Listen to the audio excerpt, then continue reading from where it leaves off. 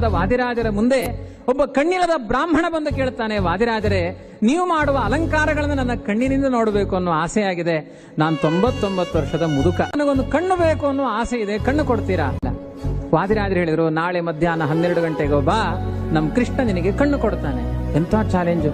ಆ ಬ್ರಾಹ್ಮಣ ಸಾಮಾನ್ಯ ಅಲ್ಲ, ಸ್ವಲ್ಪ ನನ್ನ ಬಾಯಿ ತರ ಅವ, ಎಲ್ಲಾ ಕಡೆ ಹೇಳಿಕೊಂಡು ಹೋದ, ನಿನ್ನ ಪಾದ ಕಮಲವನ ಅನನ್ಯವಾದ ಭಕ್ತಿಯಿಂದ ಆರಾಧನೆ ಮಾಡ್ತಾ ಇರುವ ಭಜಕ ನಾನು ನಿನ್ನ ಪಾದಕ್ಕಿಟ್ಟ ಗಂಧವನ್ನ ಭಕ್ತನಿಗೆ ಕೊಟ್ಟು ಕಣ್ಣಿಗೆ ಮುಟ್ಟಿಸಿಕೊಂಡಾಗ ಅವನ ಕಣ್ಣು ಕಾಣಬೇಕು. ಕೃಷ್ಣ ಜಾಗ್ರತೆ, ದೇವರ ಹತ್ರ ಮಾತನಾಡೋದವರು.